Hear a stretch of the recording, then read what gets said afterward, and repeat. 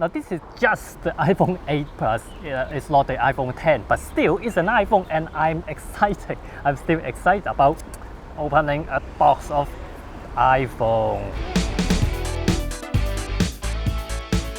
I almost forgot these days you don't even need a knife to open it. It got a nice little tab. Ooh. Now one thing that you may not know about opening a box of Apple product is that you don't have to shake it, you don't have to like pull it out, you just have to wait for it to slide out smoothly. This is it. Ooh.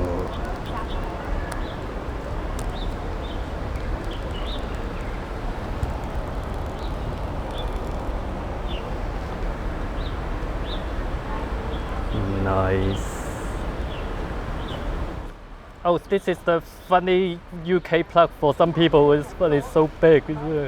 And no, this is not AirPod, not the wireless, this is wired. And then, oh no, the dongle. This neatly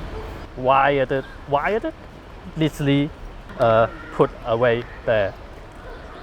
I know what your Android fanboy would say, like, oh, this got all the old tech that we used to have already for years. Well, come on, iPhone users prefer to have the tech mature before we actually use it.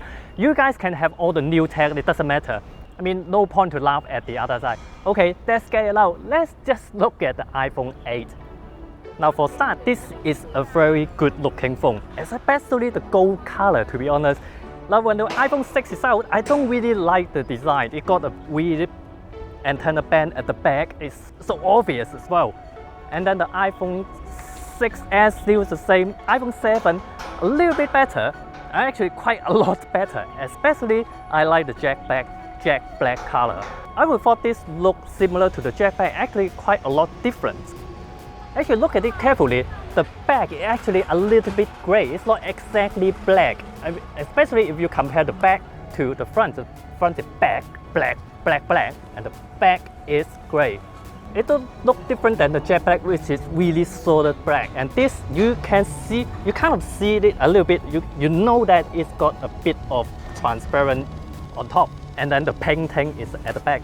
Which, because this is a glass black, as everybody knows that.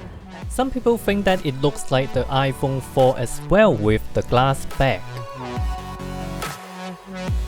It really makes it so much grippier than the iPhone 7. I mean, I don't use to this size. I don't use to the Plus size. I would thought this is really difficult to hold. Actually, especially with the glass back, it is alright. After all, even all the Apple haters, I think everyone can agree the build quality is really nice. It's solid, all the details done so well. The part when the glass and the metal meet, they match seamlessly. And of course, just like the iPhone 7, it got water resistant up to the IP67 standard. And of course, all your Android people would say that, oh, Android got that for a long time. Alright, that's true though. Yeah, give yourself a medal, right? Oh. The iPhone 8, iPhone 8 Plus, and the iPhone 10 all support wireless charging. And I know that wireless charging is nothing new because I've been to the Samsung S7 announcement in Hong Kong. I have played with their wireless charging. And I'm not too excited about wireless charging because I prefer these. Just charging docks. I mean, it's pretty easy to use. You just put it there and then they charge. Which I can't see much difference between these and wireless charging, because wireless charging you still have to put it to the exact charging pad. You still have to put it correctly before it charged. Oh, I know the difference because these charge faster than wireless charging and these stand up facing me. Now both iPhone 8 and iPhone 8 Plus got a P3 wide color gamut display, and the iPhone 8 Plus got a full HD display just like before, which is more than enough, to be honest. You can't really see the pixel. And some phone got 4K resolution on that display. I don't know why they need that. One new thing now, this is something actually new. It's a true tone display. It basically got a color temperature sensor, and they adjust the color temperature on the monitor For some reason, it's hard to show you the effect on camera, but I think it really works well, especially compared to another phone without this feature. Of course, the Plus got two lenses. Basically, that's two cameras. So you can zoom in. This is the toggle between the two lenses, the wide angle lens and the tele lens. And then you can even zoom smoothly between them from 1 to 10 times. Live photo was introduced with the iPhone 6s, and everyone around the world amazed by how useless this feature is until now.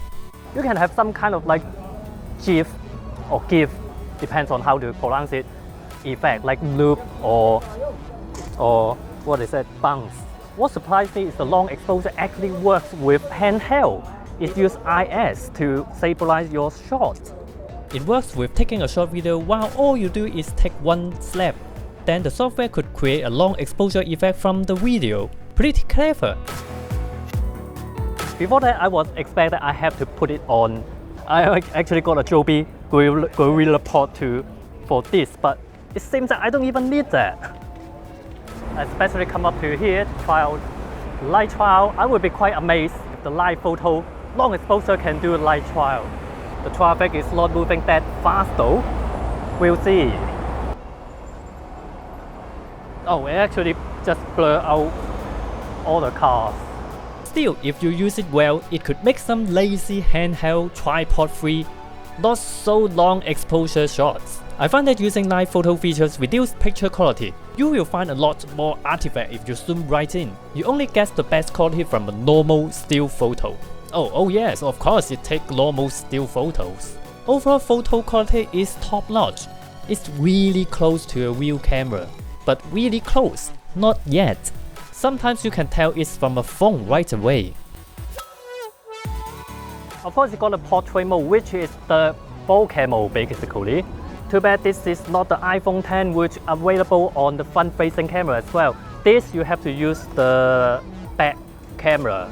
Now last year when it's new, it's not very good on non-people object. I mean basically non-portrait. How is it now? It still not always works, especially with non-human objects. Good that you can undo the effect after the shot is taken. It's hit or miss, and it's like CGI in movie, it works well when you don't even notice the effect. And of course there's the new portrait lighting effect. Apparently only possibly with some machine deep learning AI thing, but I only find the studio light and contour light to be useful to separate your subject from background.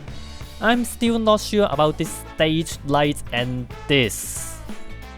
Talking about lighting, everyone hates flash photo from a phone, but iOS 11 comes with this no sync feature, flash feature.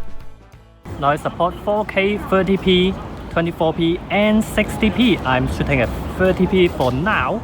It takes really nice video. Especially dynamic range is amazing for a phone. The color is pretty accurate to the real life. It's just a little bit too contrast to my eyes. And I can toggle to the tele lens at any time as well. And I can even zoom between them. Not to mention 4K at 60 FPS. You can't even get that with a lot of real cameras. Of course this is waterproof, so I can just walk into this.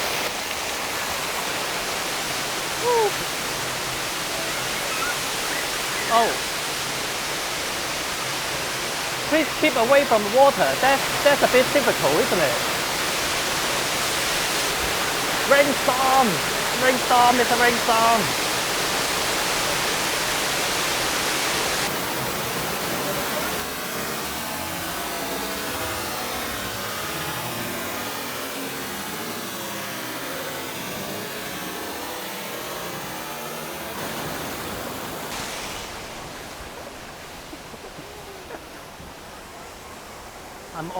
I'm all wet. Yes, they were. Have I mentioned that I am actually in need for a new iPhone because my 5S is just 16 GB. I haven't decided should I get the iPhone 8 or iPhone 10 yet, so this is not my phone. One thing I really hope to do with my new iPhone, be it the 10 or the 8, is that I want to use it as vlogging camera. So this is interesting to see, is it good enough for doing vlogging with iPhone 8 or iPhone 10? So now this is a front-facing camera with the built-in mic in this kind of noisy environment, in low light as well. Obviously, when I'm using the camera at the back, I can't really see what I'm filming. I'm just guessing the framing. I hope I'm in the frame and in kind of center. I'm using the reflection of the glass at the back to determine it should be facing me. I should be in the center. I hope. Going down escalator, getting quite dark now. I really hope from now on I can use this as the second camera compared to the A7S II.